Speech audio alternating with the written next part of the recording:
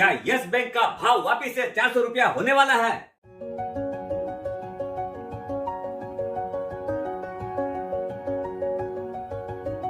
सुप्रभात दोस्तों, आप सभी का एसके फिनोवेट में स्वागत है। दोस्तों, आज जिस बैंक की बात कर रहे हैं वो कभी बहुत बड़ी डार्लिंग हुआ करती थी मार्केट की, लेकिन बीच में जो हादसा हुआ था उसकी वजह से पूरी तरह से डूब गई थी। आरबीआई ने उसको रिकवर किया था, लेकिन अब आज के दिन वो कहाँ स्टैंड है और फ्यूचर उसका कैसा लग रहा है। अभी जियोपॉलिटिकल सिचुएशन की वजह से जो करेक्शन आए हैं, अभी स्टॉक अवेलेबल है 15 से 16 रुपया के बीच में। शॉर्ट टर्म के अंदर कोई 20-25 रुपया हो जाए तो कोई बहुत बड़ी बात नहीं है, लेकिन लॉन्ग टर्म टारगेट अलग है। वीडियो के अंत तक बने रहिए, वो भी बताऊंगा। दोस्तों, वीडियो बड़ी मेहनत से बनाते हैं अपने, उसके अंदर लाइक और शेयर तो बनता ही है। अगर अभी तक सब्सक्राइब नहीं किए हैं तो सब्सक्राइब जरूर कर लीजिएगा। अपने जैसे आप बेनिफिटेड होते हैं वैसे और लोगों को भी शेयर करके बेनिफिट दिलाइए। आप लोग के वजह से अभी अपने बहुत सारे वीडियो टॉप सर्च लिस्ट में आ रखे हैं, वैसे ही आप ये प्यार बनाए रखिएगा। अभी यस बैंक ने अपना क्वार्टर 2 का 2023-24 का रिजल्ट रिलीज किया है। बहुत ही फैंटास्टिक रिजल्ट आया है। अब मैनेजमेंट की भी क्या स्ट्रेटेजी उन्होंने अपनाई थी, अब क्या अपना रहे हैं और क्या फ्यूचर में होने वाला है, वो सारी डिस्कस करेंगे।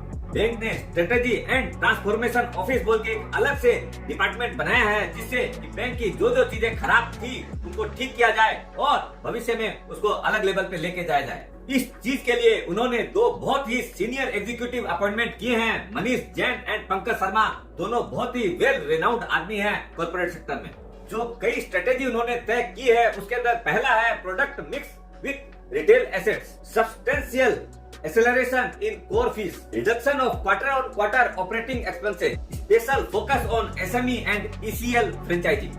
करंट ईयर के सेकंड क्वार्टर के अंदर जो नेट प्रॉफिट आया है वो 225 करोड़ रुपया का है, year on year increase of 47%। Provision is down by 14% year on year. Retail advance crossed 1 lakh crore rupees, increase of 27% year on year. SME advance by 33,000 crore rupees, up by 25%.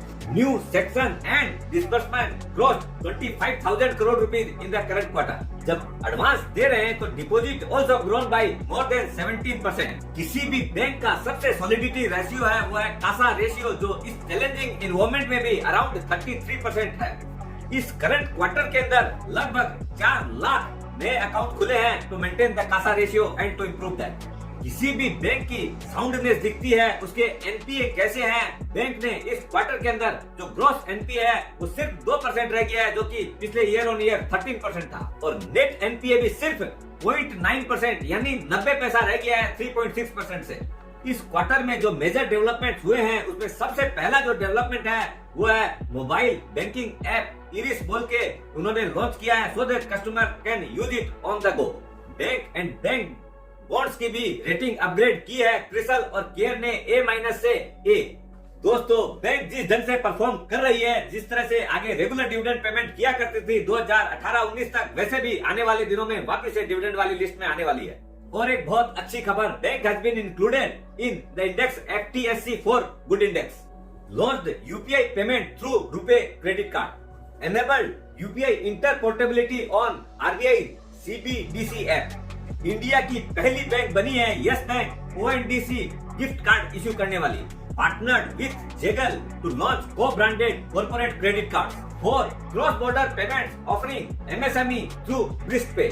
Yes Bank में प्रशांत कुमार जी जो ex SBI के senior executive थे, उनकी team एक बहुत जबरदस्त काम कर रही है। अभी हो सकता है यस बैंक वापिस से टॉप 5 बैंकों के अंदर इंडिया में नाम आने लग जाए, इसलिए आप अपने पोर्टफोलियो में इसको शॉर्ट टर्म के लिए भी रख सकते हैं, लेकिन लॉन्ग टर्म तो 400+ का फिगर कोई रोक नहीं सकता है। स्वस्थ रहो, मस्त रहो और अपने पोर्टफोलियो में रख के बैंक का आनंद लो।